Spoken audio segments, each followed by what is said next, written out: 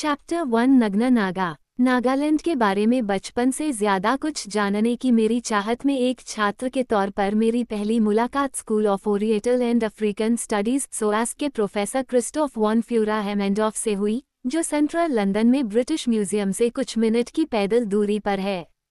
हाल ही तक नागालैंड के बारे में अध्ययन मानव विज्ञानियों के पास ही था। अक्सर उनके नाम नागालैंड की तरह ही अनोखे होते थे। ऐसा लगता था कि वे मेरे दूर के गुप्त बगीचे के द्वार की कुंजी थे। मैं 10 या 11 साल का रहा होऊंगा जब मैंने पहली बार वॉन फ्यूरा हेमेंडोर्फ की 1939 में प्रकाशित द नेकेड नागाज पुस्तक को पढ़ने की कोशिश की थी। मैं ये जोड़ना चाहता हूँ कि यह कोई आधी अधूरी विक्टोरियन अश्लीलता की पुस्तक नहीं थी, जिसमें नग्न विषयों के सुडौल आकार पर केंद्रित चित्रों से भरा था, बल्कि यह एक गंभीर प्रारंभिक मानवशास्त्रीय अध्ययन था, जो मेरे लिए अत्यंत रहस्यमय और चुंबकीय रूप से आकर्षक नागा जनजातियों के बारे में था। पुस्तक का उपशीर्षक था शांति और युद्ध में असम के शिकारी। राज के सुदूर कोनों से कहानियों के मादक मिश्रण पर पले बड़े एक लड़के के लिए इससे अधिक आकर्षक क्या हो सकता है। भाले पंखों वाले हेडड्रेस और जहरीले तीर लेकर कैथोलिक मिशनरियों का आना और लंदन से कहीं दूर अपनी खुद की विशेष जंगली जगह खोजने का सपना, जो अपने तरीके से सजी धजी लाल बसों, पॉलिश की हुई काली टैक्सियों, कलगीदार स्कूल यूनिफॉर्म और घड़ी की तरह चलने वाली भूमिगत ट्रेनों के लिए भी खास है।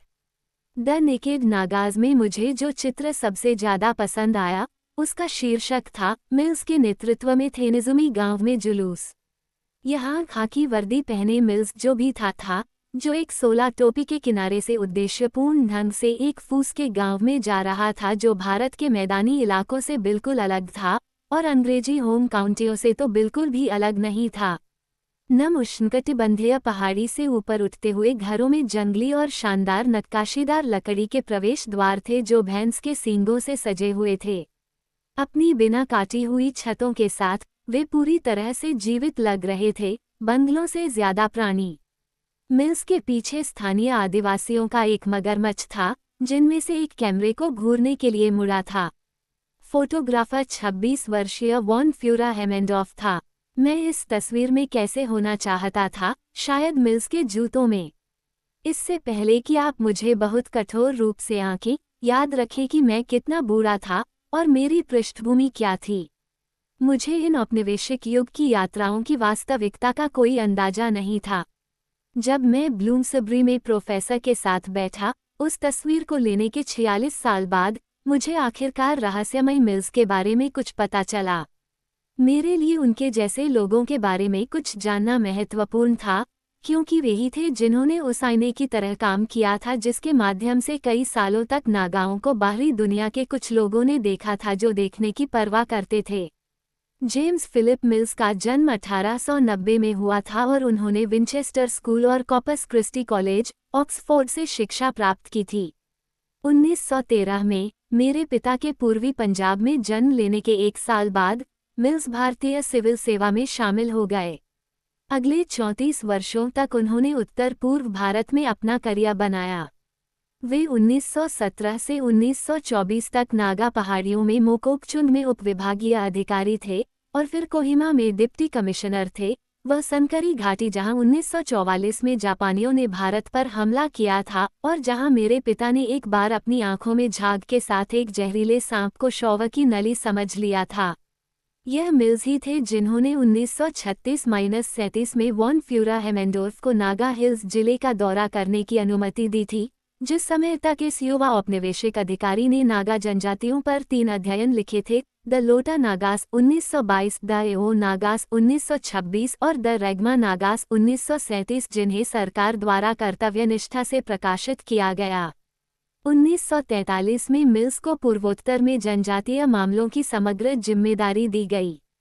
1947 में अपनी प्रिय नागा हिल्स को अनिच्छा से छोड़कर मिल्स इंग्लैंड चले गए, जहां अगले वर्ष वे School of Oriental and African Studies में दक्षिण पूर्व एशिया के विशेष संदर्भ के साथ भाषा और संस्कृति में रीडर बन गए। 1951 और 1953 के बीच वे रॉयल एंथ्रोपोलॉजिकल इंस्टीट्यूट के अध्यक्ष थे। 1954 में स्वास्थ्य कारणों से उन्हें काम छोड़ना पड़ा। 1960 में उनकी मृत्यु हो गई। प्रोफेसर वॉन फ्यूरा-हेमेंडोर्फ इस बात पर जोर देना चाहते थे कि आधुनिक वामपंथी ब्रिटिश शिक्षाविदों और उनके और भी अधिक उग्र स्वभाव वाले भारतीय साथियों द्वारा ब्रिटिश अधिकारियों को जानबूझकर सरल शब्दों में असभ्य, शराब के नशे में चूर नस्लवादी के रूप में चित्रित करने से उन्हें कितनी परेशानी होती थी, जो भारत और उसके लोगों के प्रति घृणा के अलावा कुछ भी महसूस नहीं करते थे। उन्होंने जोर देकर कहा कि मिल्स जैसे लोग दुर्लभ नहीं थे। वे अपने खास तरीकों से भारत से प्यार करते थे और अपनी पृष्ठभूमि के अनुसार उन्होंने अपने अधीन लोगों की मदद करने की पूरी कोशिश की, खासकर आदिवासी क्षेत्रों में। मुझे लगता है कि वॉन फ्यूरा-हेमेंडोर्फ भावुक नहीं थे। एक तीक्ष्ण दृष्टि वाले शिक्षाविद, महत्वाकांक्षी खोजकर्ता और चरित्र के तीखे निर्णायक, वे उन कई बुद्धिमान लोगों में से एक थे जिनका भारत के प्रति आकर्षण इस बात से आहत हुआ कि राज के अंत के बाद से इस महान लोकतंत्र ने अपने हाशिए पर पड़े लोगों और खासकर नागाओं के साथ कैसा व्यवहार किया। उनके विचार में ब्रिटिश अपनी सभी गलतियों के बावजूद और भारतीय स्वतंत्रता की आवश्यकता और औचित्य के बावजूद नागाओं के अपने देशवासियों की तुलना में कहीं बेहतर रक्षक थे, जैसा कि मैंने पाया कि आज कई नागाओं ने माना है। प्रोफेसर ने मुझे मिल्स के साथ नागा हिल्स की अपनी पहली यात्रा की कुछ रोचक और रोमांचकारी कहानियां भी सुनाईं। वे सैकड़ों नागा कुलियों के साथ पूरी तरह से अनियंत्रित क्षेत्रों से गुजरे थे, जो असम राइफल्स की 2 प्लाटूनों द्वारा शत्रुतापूर्ण जनजातियों के खिलाफ एक दंडात्मक छापा साबित हुआ। एक समय पर अभियान दल पर शत्रुतापूर्ण नागाओं ने घात लगाकर हमला किया। भीषण लड़ाई के बाद विजयी दल ताज़ा मानव सिरों के साथ बेस कैंप में वापस लौटा, जिससे मित्रवत नागाओं को बहुत खुशी हुई और यूरोपीय लोगों को बहुत डर लगा। जैसा कि अंग्रेज अच्छी तरह जानते थे और जैसा कि जापानी और भारतीय सेनाओं ने जल्द ही जान लिया, नागा उत्साही शिकारी थे। हालांकि 1920 के दशक में अंग्रेजों ने इस प्रथा को अपराध घोषित कर दिया था, लेकिन नागा कई जन्मों की इस आदत को छोड़ नहीं पाए। 1960 के दशक में भी सिर काटना आम बात थी और 1980 के दशक के बाद से मैंने गर्व से इसके उदाहरण देखे हैं जो कभी कभी बहुत नए लगते हैं। हालांकि हाल के दशकों में नागाओं की मुख्य लड़ाइयां दिल्ली और भारतीय सेना के साथ रही हैं, लेकिन वे सदियों से अपने ही लोगों के बीच लड़ते आ रहे हैं। जहां तक प्रोफेसर का सवाल है, उन्होंने जल्दी ही नागाली या नागामीज बोलना सीख लिया, जो कि एक ऐसी भाषा है जिसे ज़्यादातर नागा लोग समझते हैं, और अपने शोध नोट्स लिखने के लिए वियना में घर वापस आने के बाद वे द्वितीय विश्व युद्ध के शुरू होने से ठीक पहले नागा हिल्स लौट आए। हालांकि वे ऑस्ट्रियाई थे, लेकिन 1938 के एनसेक्लस के बाद से वे तीसरे रह के नागरिक थे और युद्ध शुरू होने पर उन्हें ब्रिटिश अधिकारियों ने गिरफ्तार कर लिया और हैदराबाद के निज़ाम के अधिकार क्षेत्र में एक दुश्मन विदेशी के रूप में नज़रबंद कर दिया। यह एक सुखद अवकाश था।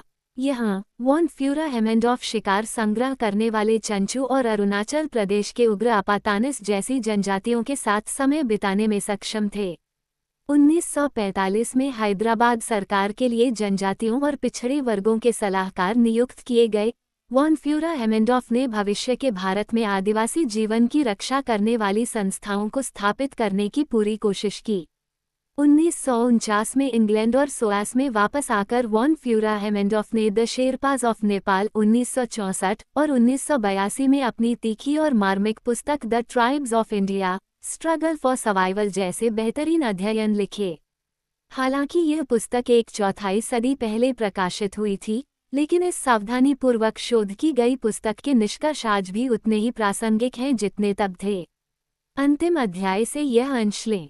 भारत में ब्रिटिश शासन के अंतिम वर्षों के दौरान अपनाई जाने वाली नीति के बारे में तीव्र विवाद छिड़ा हुआ था आदिवासी जनजातियों के संबंध में, जबकि मानवशास्त्रीय सोच वाले प्रशासकों ने संरक्षण की नीति की वकालत की, जिसमें विशिष्ट मामलों में एक हद तक एकांतवास भी शामिल था। भारतीय राजनेताओं ने इस आधार पर अलगाव और एकांतवास के विचार पर हमला किया कि इससे भारतीय राष्ट्र के भीतर विभाजन गहराने और स्थायी होने का खतरा है और आदिवासियों के बाकी आबादी में एकीकरण में देरी होगी।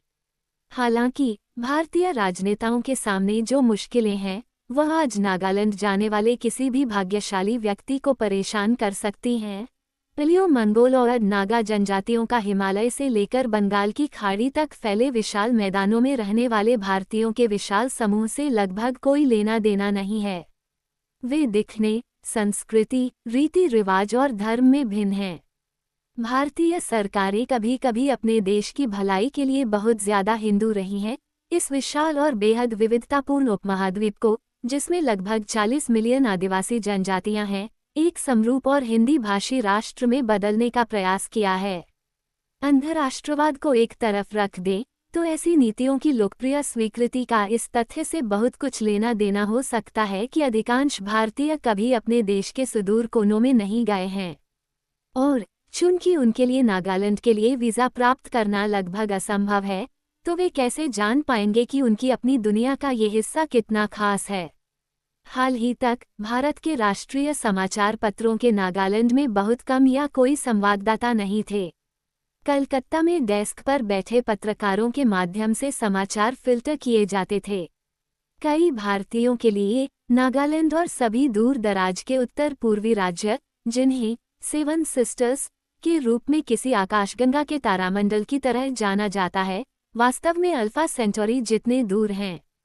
भारत से परे दुनिया के लिए नागालैंड एक नाम से ज्यादा कुछ नहीं है। ज्यादातर लोगों से पूछें कि यह कहाँ है और वे शायद मध्य अफ्रीका कहेंगे।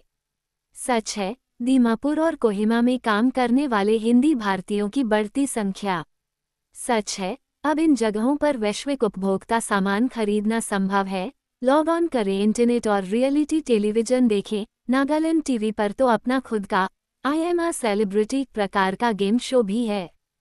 फिर भी यह क्षेत्र मूलतः दूरस्थ बना हुआ है, और यदि आप नागालैंड के कुछ मुख्य कस्बों और स्वीकृत गांवों से आगे की यात्रा करने में सफल हो जाते हैं, जहां जीवन अच्छी तरह से अभ्यास किए गए स्थानीय कलाकारों द्वारा एक रंगीन स्टेज शो की तरह खेला जाता है, तो आप देखेंगे कि यह भूमि वास्तव में दिल्ली से उतनी ही दूर है जितनी कि डर्बी या दार एस सलाम से।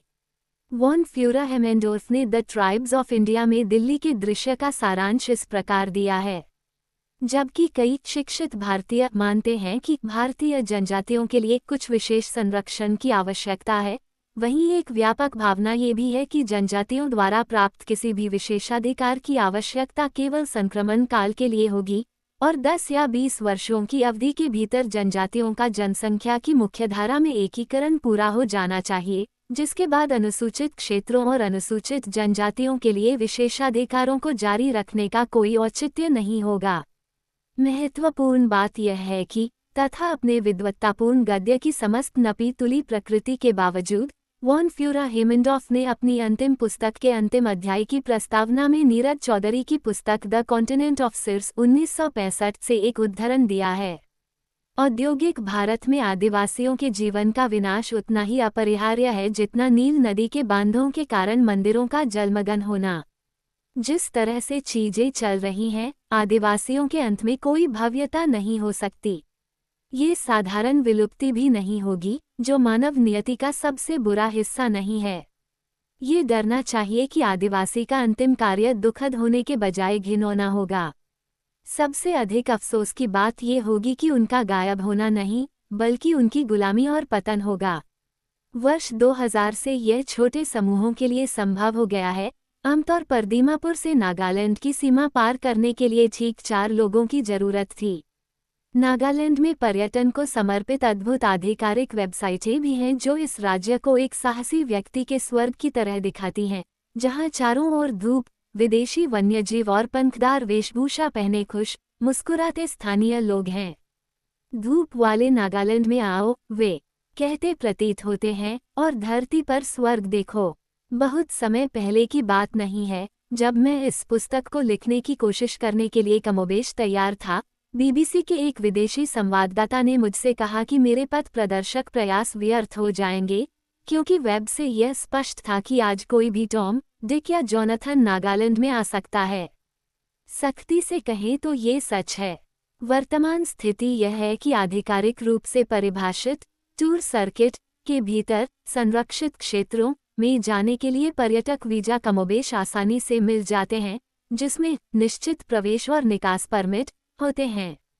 नागालैंड सरकार की नीति विदेशी पर्यटकों की आवाजाही पर नजर रखना है। इसका मतलब यह है कि बाहरी लोग दीमापुर, कोहिमा, मोकोकचुंग और वोखा के आसपास के इलाकों में राज्य या संघीय अधिकारियों की निगरानी के बिना घूमने के लिए अपेक्षाकृत स्वतंत्र हैं। ये सभी विशेष स्थान हैं, इसलिए कोई भी छुट्टी मनाने वाला कभी भी ठगा हुआ महसूस नहीं करेगा। लेकिन वे जो नहीं कर सकते हैं वह है मिल्स और अन्य लोगों के नक्शे कदम पर नागा पहाड़ियों की ऊंचाइयों और गहराइयों में चढ़ना, जहां सीमाएं आसपास के राज्यों और देशों में फैल जाती हैं और पारंपरिक ग्रामीण जीवन युद्ध की वर्दी पहने और अमेरिकी बाइबल और चीनी राइफलों से लैस नागा योद्धाओं के साथ जारी रहता है। सच तो यह है कि भारत सरकार को जिज्ञासु विदेशियों से डरने की कोई ज़रूरत नहीं है। कुछ हथियार और ड्रग तस्करों और कुछ वैचारिक विदेशियों को छोड़कर, जो दूर के लोगों की आज़ादी के लिए चे गुवेरा की शैली में लड़ना चाहते हैं, जिनके बारे में वे बहुत कम जानते हैं, यहाँ आने वाले ज़्यादातर लोग या तो अकादमिक रूप से दिमाग वाले मानव विज्ञानी या ईसाई मिशनरी हैं। मेरे जैसे कुछ लोगों को बस बंद दरवाजे एक चुनौती लगते हैं, गुप्त बगीचे आकर्षक लगते हैं और बचपन से ही कल्पना की गई रहस्यमय जनजातियों का विचार दिलचस्प लगता है। किसी भी मामले में निषिद्ध हाईलैंड्स के माध्यम से जो कुछ सड़कें हैं, वे भी काफ़ी हद तक अगम्य हैं। जब बारिश होती है, साल में 80 इंच, ज़्यादातर 5 महीने की अवधि में, और वे नदियां बन जाती हैं और यहाँ तक कि मिट्टी के भूस्खलन भी होते हैं, तो जीप या लैंड रोवर से यात्रा करना अच्छा होता है। नागालैंड के अधिकांश हिस्से में अभी भी फैले ऊंचे पेड़ों की छतरी में कहीं कहीं बंदर मजाकिया हंसी के साथ चिल्लाते नजर आते हैं। मैं माइकल पॉलिन से मिलने गया, जो विश्व भ्रमण करने वाले टेलीविजन प्रस्तोता, लेखक और मॉन्टी पायथन फ्लाइंग सर्कस के पूर्व सदस्य हैं, कोवेंट गार्डन में उनके कार्यालय में। उन्होंने मुझे बताया कि हिमालय पर अपनी बीबीसी टेलीविजन श्रृंखला के लिए नागालैंड की उनकी यात्रा बिल्कुल वैसी ही थी जैसा मैंने वर्णन किया है। उन्हें महान पर्वत श्रृंखला के एक छोर से दूसरे छोर तक अपनी यात्रा पूरी करनी थी और नागालैंड को भी इसमें शामिल करना था। जब मैंने बताया कि मैं वहां जा रहा हूं, तो दोस्तों और सहकर्मियों ने सोचा कि मैं लेगरलैंड कह रहा हूं। मैंने 70 के दशक के मध्य में टेरी जोन्स के साथ बीबीसी के लिए रिपिंग यार्न्स नामक एक कॉमेडी सीरीज बनाई थी। ये ब्रिटिश साम्राज्य के दिनों में विक्टोरियन साहस की बॉयज ओन स्टाइल कहानियों का मूर्खतापूर्ण रूपांतरण था, जिसमें एक मूर्ख व्यक्ति मेंढकों के एक समूह के साथ एंडीज पर लड़ता है और दूसरा नागा हिल्स में आदिवासियों के देवता द्वारा दिए गए किसी प्राचीन अभिशाप से मारा जाता है। हम वास्तव में नागा हिल्स के बारे में कुछ नहीं जानते थे, लेकिन नाम अद्भुत लग रहा था, औपनिवेशिक पूर्व के रहस्यों से भरा हुआ। जब मैं आखिरकार हिमालय सीरीज के लिए वहां पहुंचा, तो मुझे पूरी तरह से पता था कि हमें अधिकारियों द्वारा केवल सहन किया जा रहा था और असली नागालैंड उन धुंधली पहाड़ियों में कीचड़ भरे रास्तों पर कहीं था। यहाँ तक कि शक्तिशाली बीबीसी भी हमें वहां नहीं ले जा सका जहां बहुत कम भारतीयों ने कभी कदम रखा है। पिछली आधी सदी में किसी भी समय नागालैंड की यात्रा करने के लिए दृढ़ संकल्प और बहुत ज्यादा कल्पना की जरूरत होती है। सीमा पार करना संभव है, लेकिन जिज्ञासु यात्रियों के लिए समस्या यह है कि अज्ञात वन ट्रैक के खतरों को छोड़कर भारतीय अधिकारी पैकेज टूर के अलावा इस तरह से यात्रा करने की इच्छा रखने वाले किसी भी व्यक्ति के इरादों को संदिग्ध मानते हैं। ये दुखद है, उन्हें ये समझ पाना मुश्किल लगता है कि भारत से प्रेम करने वाले किसी भी व्यक्ति को नागा पहाड़ियों में भी रोमांटिक रुचि क्यों होनी चाहिए, या कैसे साधारण जिज्ञासा किसी यात्री को इस आकर्षक क्षेत्र में और अधिक गहराई तक ले जा सकती है। बेशक भारत चिंतित है। एक भ्रामक और विभाजित स्वतंत्रता आंदोलन को कई बार पाकिस्तान या पाकिस्तानी हितों द्वारा वित्त पोषित किया गया है। इसे बीजिंग द्वारा भी कुछ हद तक वित्त पोषित किया गया है। इस बीच नागा विद्रोहियों को अमेरिकी सैन्य हस्तक्षेप के वर्षों के दौरान चीन और वियतनाम दोनों में प्रशिक्षित किया गया है। प्रतिद्वंद्वी नागा सेनाओं को कभी कभी जबरन वसूली और अंतर्राष्ट्रीय नशीली दवाओं के व्यापार से होने वाले मुनाफे से भी बढ़ावा मिला होगा। किसी भी मामले में अधिकारियों को इस बात की चिंता है कि विदेशी लोग एक ऐसे राज्य के दैनिक कार्यों में शामिल हो सकते हैं जो हिंसक, अक्सर भ्रष्ट और आमतौर पर भारत की आत्म छवि के लिए हानिकारक है। और नहीं, निश्चित रूप से वे कभी नहीं चाहेंगे कि पत्रकार भारतीय सैनिकों द्वारा एक बार किए गए अत्याचारों की जांच करें, जब दिल्ली ने तेजी से बढ़ते हथियारों से लैस नागा प्रतिरोध के सामने नागालैंड पर व्यवस्था लागू करने की कोशिश की थी। भावी स्वतंत्र आगंतुकों के हित को उन यूरोपीय लोगों की अच्छी तरह से प्रमाणित कहानियों से मदद नहीं मिली है, जो बीबीसी के पत्रकार होने का दिखावा करते हैं, जबकि वे वास्तव में ऐसे कुछ नहीं हैं। हालांकि इस पुस्तक में बताई गई इनमें से कम एक कहानी असाधारण और मार्मिक है। इस बीच पूरे भारत के उत्तर पूर्व में उग्रवाद आंदोलन पिछले कुछ वर्षों में कई गुना बढ़ गए हैं। असम के पूर्वी हिस्से और पूर्ववर्ती नॉर्थ ईस्ट फ्रंटियर एजेंसी से अपने भाग्य को नियंत्रित करने के प्रयास में बनाए गए 7 नए राज्य अरुणाचल प्रदेश, असम, मणिपुर, मेघालय, मिजोरम, नागालैंड और त्रिपुरा हाल के वर्षों में किसी न किसी तरह से हथियार उठा चुके हैं। ब्रह्मपुत्र के मैदानी इलाकों से होते हुए असम से होकर ट्रेन की सवारी उन दिनों में एक सुखद मनोरंजन था जब अंकल रेग 1930 के दशक में यहाँ चाय की खेती करते थे। आज एक खतरनाक अनुभव हो सकता है। इन चिंताओं के बावजूद नागालैंड में गहराई तक जाकर इस भयावह जगह को खोजना और समझना संभव है, जैसा कि मैंने इस पुस्तक में करने की कोशिश की है। कितना अजीब है एक ऐसा भूभाग जो कभी औपनिवेशिक प्रशासकों और मानव विज्ञानियों का संरक्षित क्षेत्र था, तथा जो वैश्विक मानचित्र पर एक अजीबोगरीब रास्ते से अधिक कुछ नहीं था, उसने हाल के समय में भूराजनीति में महत्वपूर्ण भूमिका निभाई है। और जब आपको पता चले कि एक अखिल एशियाई राजमार्ग की योजना बनाई गई है जो बीजिंग को नागालैंड के माध्यम से बंगाल से जोड़ेगा और इन कुंवारी पहाड़ियों में तेल प्रतीत होता है, तो आपको शायद मुझसे सहमत होना पड़ेगा, या यदि मुझसे नहीं तो जे.पी. मिल्स और क्रिस्टोफ वॉन फ्यूरा हेमेंडोर्फ जैसे जानकार पर्यवेक्षकों से सहमत होना पड़ेगा कि यदि नागालैंड स्वतंत्र भी हो जाए तो वैश्वीकरण की ताकतें इतनी अधिक होंगी कि एक अखंड मातृभूमि का सपना कभी भी साकार नहीं हो सकेगा। नागालैंड की मेरी यात्राएं दुनिया के एक रहस्यमय, बड़े पैमाने पर अज्ञात और अक्सर गलत समझे जाने वाले कोने के बारे में अधिक जानने का एक प्रयास रही हैं। वे मुझे बचपन में किसी जादुई हरे भरे पहाड़ी राज्य के दृश्य से दूर ले गए और साथ ही नागा जनजातियों की उस तस्वीर से भी दूर ले गए जिसे अच्छे इरादे वाले शिक्षाविदों और जिला अधिकारियों ने शाही यूरोपीय ब्रश से चित्रित किया था। इस पुस्तक पर शोध करते समय मैंने वॉन फ्यूरा हेमेंडोर्फ की एक फिल्म देखी जिसमें वे 1970 के दशक में नागालैंड का दौरा कर रहे थे। उनके उद्देश्य और रुचियां जो भी हों, वे हर तरह से युद्ध पूर्व यूरोपीय मानव विज्ञानी के मॉडल की तरह लग रहे थे, जो आकर्षक मूल निवासियों के सिर थपथपा रहे थे। फिर भी ऐसे लोगों ने एक अब तक छिपे हुए क्षेत्र और ऐसे लोगों के द्वार खोलने में मदद की जो अभी अभी अपनी कहानी को बाहरी दुनिया को बताना सीख रहे थे, जिसके साथ समझौता करना उनके लिए मुश्किल था। आज के यात्री अपने मिलने वाले लोगों को, चाहे वे कितने भी अलग क्यों न हों, समान शर्तों पर स्वीकार करने के लिए अधिक इच्छुक हैं। हालांकि अति रोमांटिक होना और प्रकृति के करीब रहने वालों को हमेशा किसी न किसी तरह से स्वर्गदूतों के पक्ष में देखना बहुत आसान है।